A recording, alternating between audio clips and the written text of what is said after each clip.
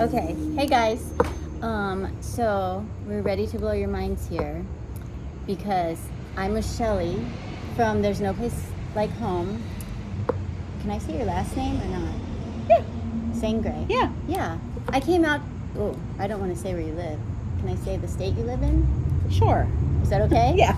Okay. I came out to Pennsylvania to spend some time with Shelly, who's my inspiration, and so we were together and we were like, well, we should just make a video together. So here we are, and we're really embarrassed because we're at a park and there's like all these people walking by and they think we're weird. We've been trying for like 45 minutes I know, to get this video the started. The sun was like melting us, and People were loading bikes on a trailer, and oh yeah, that guy fell off and skinned his knee. Oh. But anyway, here we are, and it's gonna be good, right? Yeah. So I told Shelly, that I just wanted to ask her questions about herself because she's so interesting. And you guys might already know this, but I'm sure there's a lot of things about you they don't know that they'd love to know. First of all, I want to know, well, she told me this earlier, but my husband was like, can you name all your kids in birth order with their names? And it was really impressive when she did it. So can you do that again? Brendan, Devin, Dylan, Ariana. Wait, start again. I'm going to do it on my hands. Okay. Brendan, Devin, Dylan, Ariana, Kaylin, London, Bailey, Luke, Ireland, Summer, and Kenzie. Okay, so you run out of fingers. And then the two grandkids. Ophi and Jensen. Yeah. So 13. Wow. So what was it like? Like, did you always know you were going to have that many kids? I used to always say that I was going to have 10 children, but I said it jokingly. Mm-hmm. I, believe it or not, growing up, as a teenager, I always had a fear that I would not be able to have children. Aww. Like I don't know, it's just, a lot of people have that fear when they're younger. And I did, so then when I did have my first son, I said, okay, I'm going to have 4 kids, and I'm going to do it like my mom did, boy, girl, boy, girl. Well, I love how we think we can just pick and choose. Guess what my first 4 kids were? Boy, girl, boy, girl? Yes. Wow. So they were, so they were boy, girl. And then I was just like, I'm just going to keep having kids until I can't anymore. Wow. Or until I was said your it, or husband unless okay something with this? happened. I'm assuming Oh he yeah, was okay with just a few years ago, he's like, we should go for a dozen, and I'm Aww. like, I don't know. God agreed with me because a 12th has not come, so that's well, fine. It came in the form of your first grandchild. Yes. So, does it get? I've heard other people that have really big families say, like, after number 4, it gets easier or something. Do you feel that way, or? Yeah, I think that going from 2 to 3 was the hardest. Okay. And then after that, I said, if you can handle 3, you can handle anything. Mm-hmm. So. Yeah. Well, I got to meet her kids, and they're so sweet, and they really do help each other. They were like all helping the little grandbabies. And it's weird to think, because some of your kids, like, they're not that old, but then I'm like, oh, that's the aunt. Yeah. She's the aunt or the uncle to the baby, so that's pretty cool. But and I have to add in that my children loved Kristen too. My daughter said to me last night after Kristen left, my daughter Ireland said, she's 15, and she said, Mom, Kristen is really chill. I think that she would be really fun to hang out with. We would definitely be friends if she were a teenager. So. And then I was like, my teenagers would not tell you that about me because when you're the mom, you're like, clean your room and do your homework. So, okay, that's another thing I wanted to ask you about was what made you, like, have you always homeschooled all of your kids? No, my oldest son, he graduated from public school. Graduated? He went all the way through public school. I homeschooled him for 9th and 10th grade because he was the one who started bugging me about homeschooling him. He wanted me to homeschool him. And then at that point I had 6 children, and I didn't know anyone else who was homeschooling or big families. And so some of your other kids were in school at this time too, right? Then? Yeah. So, so everyone except for like my first 6 spent at least some time in school, even if it was just like a month, because like my 19-year-old daughter, she was in kindergarten for like a month or 2. Okay. And then so your son was homeschooled, and that was just like a good experience, and then you decided? It was after, well, the reason that he was only homeschooled for ninth and 10th grade is because I burned out. I tried to replicate school at home, and I made it very unfun. Yeah. And I acted too much like to the point that Yeah. I made my children raise their hands to ask to go to the bathroom. Like, I was just reveling in this teacherhood, and I just made it not fun for everyone. Yeah. And so I did send them back to school for 2 years, and then I noticed a change in their behavior. I missed having them around. I noticed it was actually more hectic when they were in school than when they were home. And I pulled them back out and never looked back. So now it's been 17 years. Wow. Total. That's, if you take out the gap, then it's 17 years. So some of the kids have never been to school. Yeah. Okay. Yeah. That's kind of like me. Lydia, my oldest, she went to school kindergarten, first and second grade, I think. And then Clara, she never went, so she doesn't know what she's missing. Yeah. So that's what I always say. All right. Well, last night I got to hear Shelly tell me a little bit, just in general, about how she became a Christian, which is actually really interesting because I don't know. You guys can be the judge on if she was a Christian before or when. I don't know. You tell me the story. So I grew up in a Lutheran family. So my family is mostly Pennsylvania Dutch, and Lutheran is like the main religion of the Pennsylvania Dutch. Well, some of them will say, no, it was Mennonite. Well, okay, it could be that too. But my whole family went to a Lutheran church, but it was all based on tradition. It wasn't really based on faith, really, or relationship. But we had some neighbors who took me to a VBS when I was little. And I remember when I was little sitting in a pew with it was like an older teenager who was talking to me about the Bible. And I vaguely do remember, how they say the sinner's prayer doesn't really matter. But for me, at the very least, it planted a seed for me. Because there was never a time in my life that I did not believe in God. Never. That's what confused me about you saying you became a Christian in 2007. Yeah. Then you're like, well, there was never a time where I didn't. Right, but I believed in my head. Yeah. But it wasn't here, really. I think I believed intellectually. But I was always very curious. So even throughout that time, I was the president of my youth group in the Lutheran church, and I was a Sunday school teacher there and nursery coordinator, and then I became a youth advisor. I did all this. I was in charge of fundraising. I did all this. But for me, it was kind of like works. Yeah. That's how it was. It was because I did these things because it made me feel good. That was why I did it.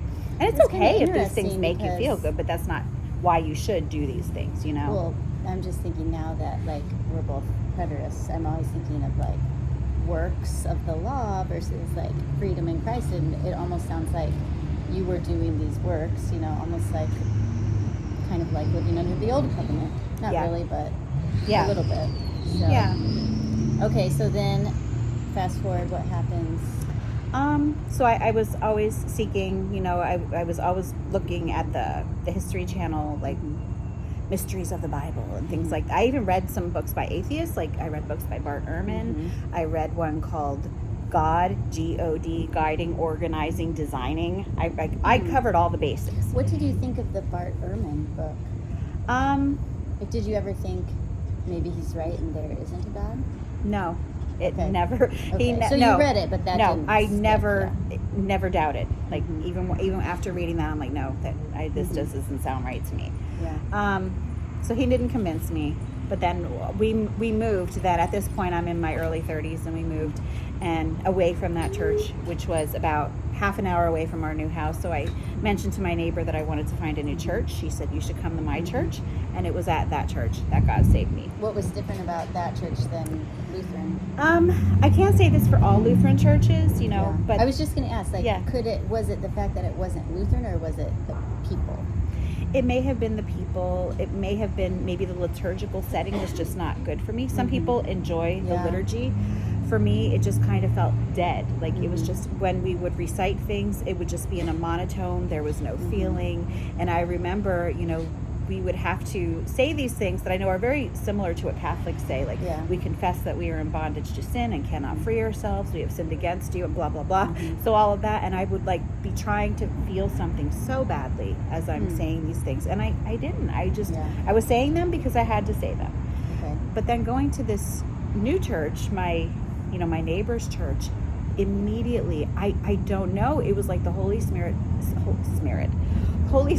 smacked me in the face, and it was just like I just felt the presence everywhere, and it was just the teachings came alive for me. I was understanding what the pastor was saying, and it was at that church that he just a lot of people call it an altar call, but he didn't call anyone to come up to the altar. He just, he prayed at the end of one of the sermons, and I prayed along with him. And again, there are people who say it's not the sinner's prayer. No, but there was a change. Like that was it for me. So then in the Lutheran church, which you spent a lot of time in before that, what did you believe about end times or eschatology? I don't remember my pastors, because we went through a few. I don't remember my pastors ever mentioning eschatology. They didn't mention, like, that's why I think they're amillennial, because they never mentioned the millennium. They never really. I remember that I was terrified of the book of Revelation, but only because I knew that it was about the end of the world. I never read it. My pastor never talked about it. You didn't read it? That surprises me. I was afraid to. Well, because I'm so talking about, like... when I was a teenager. I was okay. I was scared of this when I was a teenager, and they didn't really talk about it. I remember when I was in English class, I tapped my friend on the shoulder, and she was a Catholic, and she turned around and she looked at me, and I said, "Are you more afraid of dying or of the end of the world?" This really weighed heavily on my mind, and I don't know why, because my pastor didn't really talk to me. But at some level, you had like an idea that there was like an apocalypse coming or something. Like you knew it was going to be, there's something in our future that's bad, sort of, to look forward to. Okay. Yeah. Okay. So then what happened? How did you start to question that? You mean Well, okay, let's backtrack. Before we get to how you became a preterist, let's talk about how you became a YouTube star. I'm not a star at all, but to me you are. But I actually started as a homeschool channel.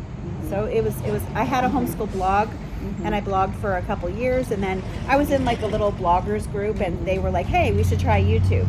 So I'm like, "Okay, I'll try it too." And I didn't think anything would come of it, but my homeschool channel, it wasn't, like fantastic or anything. Well, wait a minute, Shelly. You had, I don't know how many you have right now, but we're talking about tens of thousands of subscribers. Well, most of my subscribers came when I started my Question the Narrative series, although I did have thousands with my homeschool. Like how many thousands when you did the homeschool? Probably about 5,000. Okay, wow. And that was mainly because there's a website called notebookingpages.com, and I did lots of videos about notebooking. So she asked, "Can I use your videos?" So she really helped me, with spreading the word about my channel. And I think a lot of the people came to my channel for homeschooling through her and through other bloggers, and also through my blog. My blog was, I don't want to say it was like wildly popular, had but it was a written blog. I did. Where you were writing about homeschooling. Yes. Oh wow! And how did you have time to do that and homeschool and have all those kids? Because you don't sleep. Yeah. I do. She doesn't sleep. I do. Her husband, can I say this? Yeah. He gets home from work at like midnight, and she right now, like, she's picking him up because she's using the car. So she picks him up and brings him home, and then has dinner with him. Stays up. Can you believe that? You're a good lady. Well, I know that he likes it. Like, if he didn't care, I would go to bed. But he enjoys it, so I'm going to do that for him. Yeah. Well, you're getting a lot done because you're not sleeping. So I do, though. Like I told you, I don't wake up usually till like 9. Yeah. So I'm good. I've got not to say that I sleep straight through, because that's another issue. But yeah. That's just... Okay, so you're doing a lot of homeschooling blogging and started making your videos. Then at some point you started getting into conspiracy stuff and talking about that. Yeah. And that's when the channel really took off? Yes, because around 2017, I started my channel in 2017. And Okay. so just around that time, Mm-hmm. that was before YouTube used to censor flat earth videos. And Oh. so I came across flat earth in 2017. Mm-hmm. And so I didn't believe it like immediately. I thought Yeah. it was intriguing, and I thought it Yeah. was interesting enough that I kept looking, into it. I'm like, oh, this makes Mm-hmm. sense. So I spent like 10 months researching it, but I Mm-hmm. never talked about it on my channel because I'm like, I don't want these people to Mm-hmm. unfollow me because Mhm. I'm talking about flat earth on my homeschooling channel. But Right.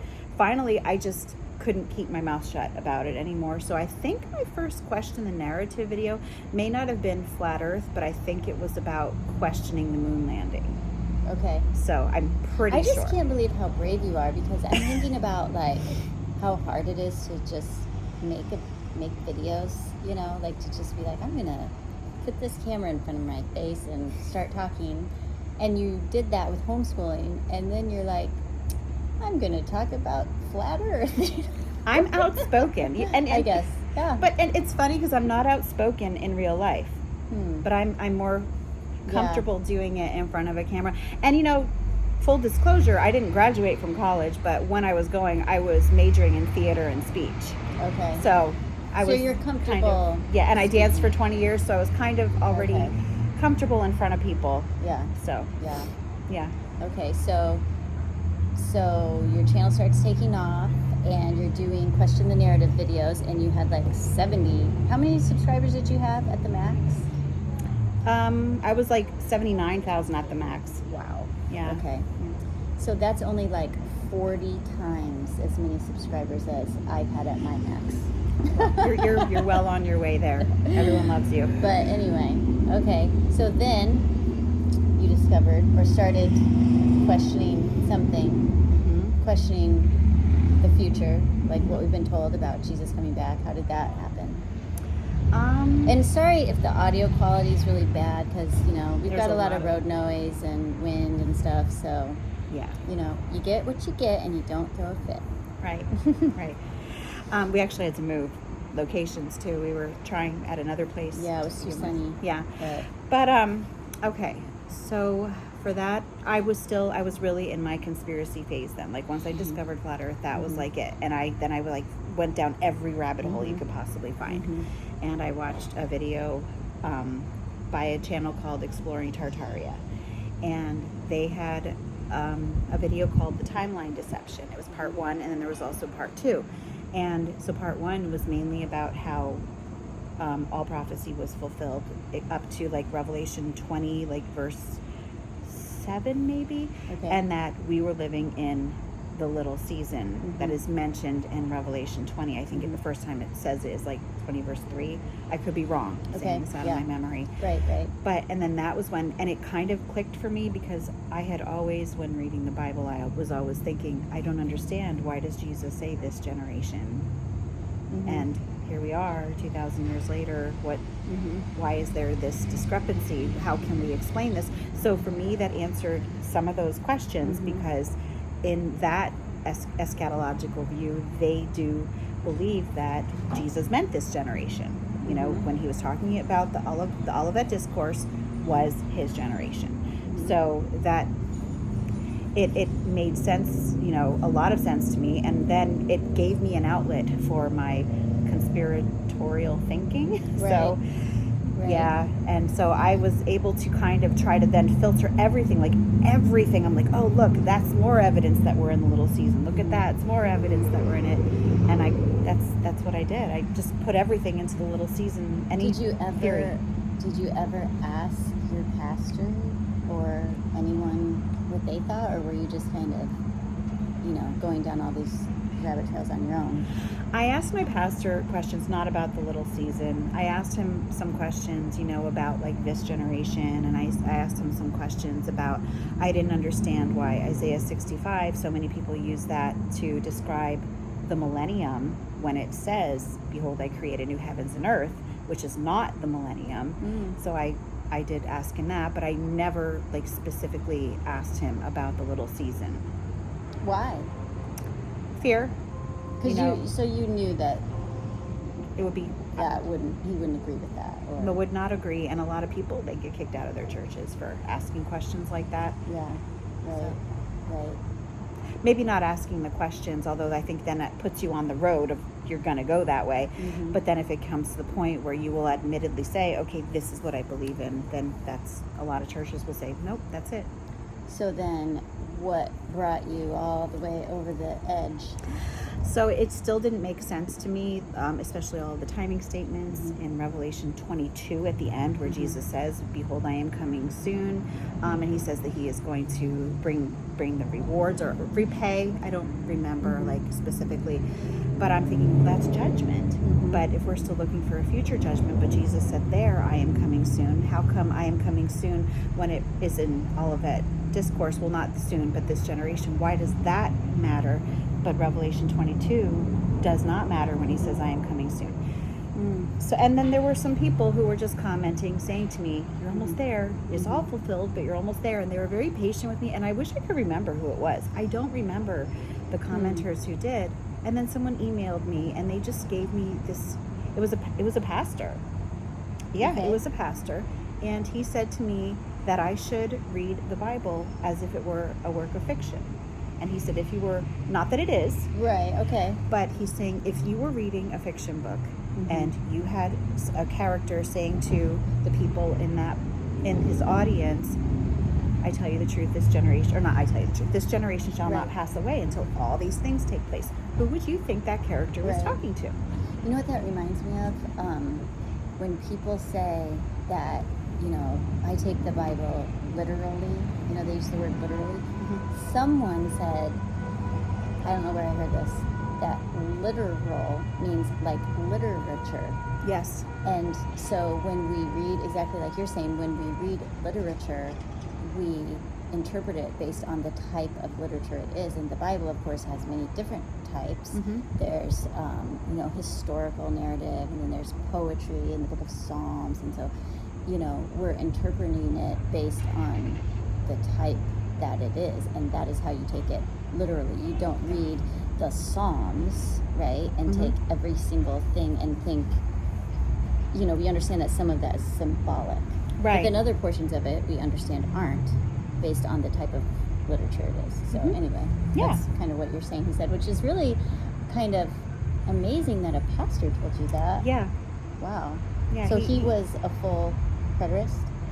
I believe he was, because that was right before I really started looking into it. So that was, I've been a full preterist for about 1.5 years now. Okay. And so it was right before that, but he actually just recently emailed me again. Really? And he said, hey, I see that you have come really far. So that was really neat. Ooh, That you're going to have to tell me who this is after we're done. Yeah. So, okay, what's been the consequences of this for you?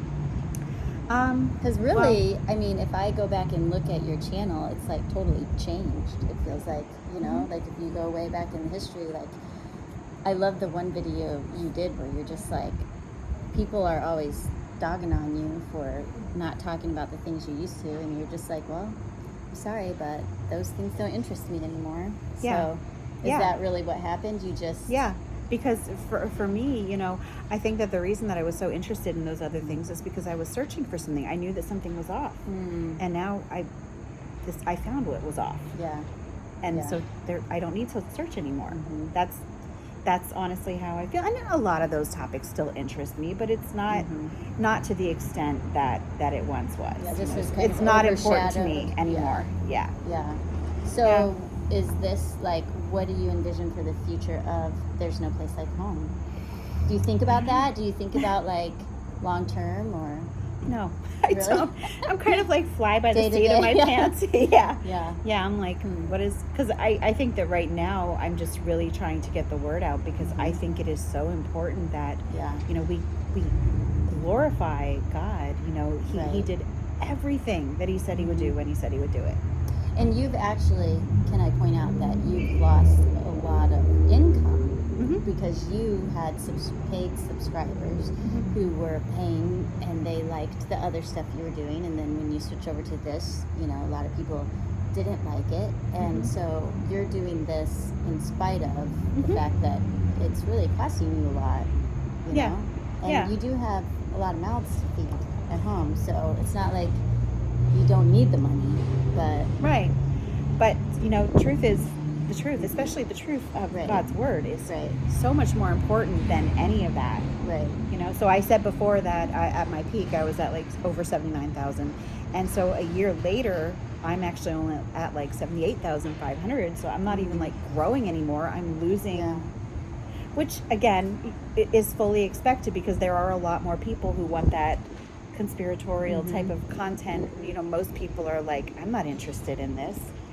But What do you think it is? Because I'm like you, like for some reason this topic in particular just grabbed a hold of me, and I was telling Shelly yesterday about my book club, and she's like, well, how do you have time to read the books or whatever? I'm like, I don't even, don't tell them, but like, I don't I hope care. they don't see this. Oh, that would be bad for a lot of reasons. No, not really. I hope they do. I don't care. But yeah, those books, like I used to love those books, and I felt like, oh, this is an intellectual thing. We're reading all these books, and now I just it just all seems dumb to me and like a waste of time. So yeah, I understand what you're saying, but I don't. Why do you think it is that like it grabbed us that way and it doesn't grab other people that way? I wonder the same thing, because I certainly don't want to be prideful about it and think, oh, well, God wanted to reveal this to me when he didn't to other people. But I think that he puts people in situations where, in positions where they can do his will. And so for me, I already had this platform. And so maybe for me, he wants me to use it, in a manner that is going to spread the truth.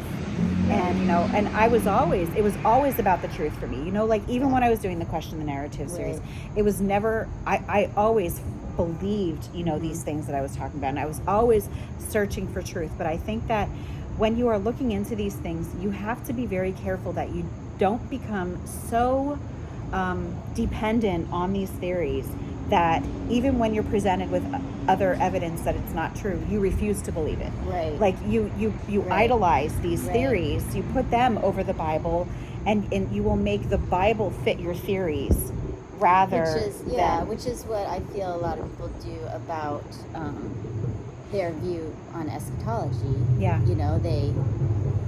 don't know. I guess I just don't. What gets me is how, so when I read Matthew 24, and Jesus is describing all these things that are going to happen that I thought were in my future, and I can remember like my heart rate going up because it's like scary stuff, you know? And then all of a sudden you get to that verse that says, this generation will not pass away until all these things take place. It was like, heart stop. Yeah. Like, wait, what? Yeah. And I guess what gets me, I understand how people can disagree with my interpretation of it, because especially if they haven't looked into it, because it takes time to like unravel it.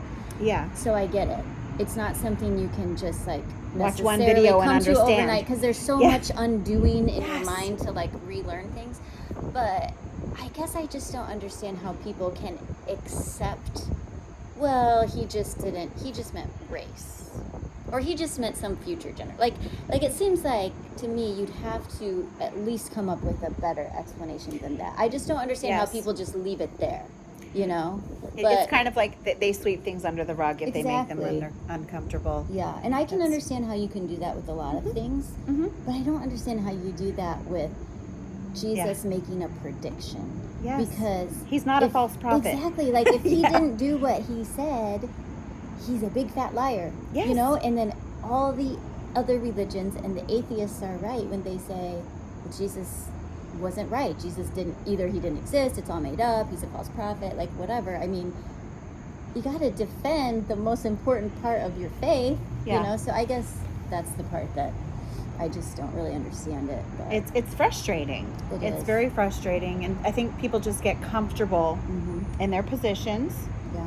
And I don't know, but everybody's different. I guess we have to have sympathy, because even I'm thinking about you and I, like we were talking about this before, we're very different, because I feel like I'm more like a surface level thinker, and Shelly is a lot like my husband, and they'll be able to take something and like parse it down to the tiniest little minutia and really like get really go deep with it, and usually I just give up by then. But so I think that's what's really neat about you is like you're able to. You get more into the details than you realize. I tell you this all the time, and Maybe. like you mentioned before, you are a big picture thinker, big picture, and I am the details oriented. So I think together, that's why a lot of times I go to Kristen with a lot of questions that I have, because I know that she is going to see something that I don't see, and she always does. So. Okay, you know what else we have to talk about? What? How tall are you? 5'1". I found somebody that I might maybe be taller than, except if the osteoporosis that I have has. I mean, we're probably about the same. You're a little bit taller than me. It's really nice. Yeah. It's nice to not, be dwarfed by someone. So, okay. The other thing is what we have in common, that we're both short and we're both females, and we get a lot of hate mail, haters saying that we're. Women shouldn't teach. Mm-hmm. So tell me how you feel about that. When people say that to me, there are a number of things that come to mind. The first thing is that I'm not in a church when I am making I'm on YouTube, and people can scroll past them. And so I haven't had someone place me in a position of authority, and I certainly haven't placed myself in a position of authority. I say all the time, that I am not an expert on this. I'm presenting this almost like a student who's presenting an oral report of what they've learned. Oh, that's a good way to put it. Yeah. And that's how I look at it. So anyone who does not want to watch my videos, they can scroll past. And if they think that, women shouldn't be teaching, and if they're a man, then they shouldn't be watching my videos anyway. Yeah. So, then I can talk to just women, Right. It's who you choose to watch on YouTube that's on you. Right. So I feel like I'm not teaching. I'm just chatting, just like having a conversation and coffee with a friend, right? Exactly. Yeah. It's like I feel like I'm processing it as I'm talking, and people then are responding back. And the thing about YouTube is, and I know you do this, we leave our comments up there. Mm-hmm. It's not like we're saying this is how it is, the end. People are welcome to like tell us how we're wrong, so we're not holding any authority over anyone and saying like this is how it is. We're just talking, and so I think that it's different because we're not saying you have to believe anything that we say. It's not like we're going to kick you out of our church if you don't, Right. Plus, here's the other thing I thought about. If you're at a church, because I also I don't know how I feel about women pastors now. Mm-hmm. Because I used to think that was wrong. Mm-hmm. And now, just because preterism has made me feel so much more free about a lot of things that I used to feel very legalistic about, I don't know, but it's kind of like you were saying about Lutheran, maybe it just was you and it was it wasn't your style, but for other people they find, for me personally, I don't really want to go to a church where there's a female pastor. Right. It's not my thing. Yeah, I agree. I'm not going to say it's wrong. I don't know, but it's just not. It's not been what I'm used to. My tradition. It makes me a little uncomfortable. Right. I wouldn't either. But what about if a woman got up and gave her testimony at church? I feel totally comfortable with that. And what if she's up there giving her testimony, talking about what God's done in her life, and she shares some scripture with that, and how that impacted her and what that meant to her? It's we'd all be like, well, that's fine. Yeah. So sometimes the line is a little bit. And Paul even said that women can prophesy, which is kind of crazy. Yeah. So everybody just calm down. We're chatting. But there aren't many of us. Are there any other female preterists making videos that you know of? Well, Preterist Papers, the narrator is female. Oh, yeah. I don't know her name. Yeah. I've watched it. What is her name? Trisha Bailey. You want to come be in our video, babe? Come on. We should just turn the camera around. Yeah. That's my husband. Trisha Bailey. Okay. Patricia. Yeah, I love the Preterist Papers. Oh, I've downloaded so many of I her. know. I printed them out and I have them in a binder. If you guys haven't. That's what I want to do. I have a trapper keeper that I keep all my stuff in. Yeah, those are very helpful. Yeah. So yeah, they are. But other than that, I don't know of any other full preterists, at least not on YouTube or even authors. Mm-hmm. And here's another fun fact. I thought this was funny. Last night we were talking about making videos and how it's kind of hard. because you just can't talk about this with anyone. You know, you have to, if, you know, it's a little bit like you could get in trouble. So am I allowed to say about your son-in-law? Well, let's just say that, like, there's only certain times of day that Shelly can really make her videos, and then it's like she has a lot of kids and a lot of people living at home, so there's, you know, what if they're all walking through and running around, so it's, you know, it's just difficult. And then we both have like a ring light for our phones. Well, you can't just leave that out, because then people come over. Which I do, and I'm always just thinking to myself, please don't ask me what that's for. What's that for? Oh, you have a YouTube channel. Oh, I'll check it out. Uh-oh. No, please don't. Oh, but one day we're going to get busted by all these people that are going to be really upset by what we're talking about in our life. Like, you know, it's one thing when people that we don't know, you know, leave nasty comments, but are you worried about when? Yeah. But you're speaking up anyway, because, you know, as much as I love, you know, the my church that I'm in now, ultimately, it's the truth. Yeah. God has to come first. Yeah. Above our comfort. Yeah. So. Right. Yeah. So you're losing money. You could potentially get kicked out of your church. Can I say that? Yeah, I mean, because people have. And like I was saying to you, I don't know 100% that that's what would happen. Yeah. But I have a feeling that that's what would happen. So. Well, it's scary. I don't know. I can't really think of anything else that we need to go over. We also have to get dinner for everybody. You know what else we should share? What? What about your great uncle and my great uncle? Oh, that is funny. Something else we have in common. That. Yeah. So we were talking about the moon landing and how, like, I was saying how ridiculous it was.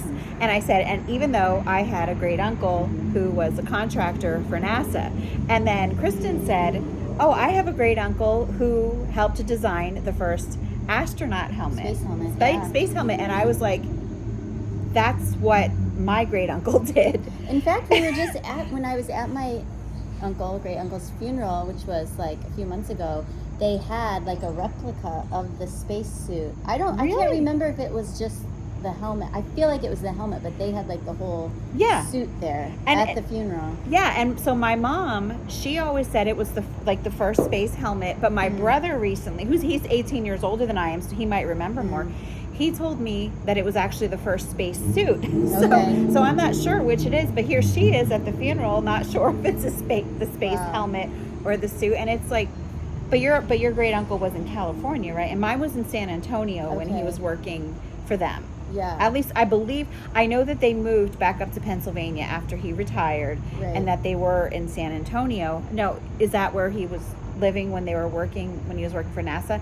I'm not 100% sure, but I know that he was. My great uncle wrote a memoir of his life, so I need to get a copy of that and read it, and then I could find out exactly what he did. But that's a pretty crazy coincidence. Yeah. So maybe back then everybody worked for NASA. I don't know.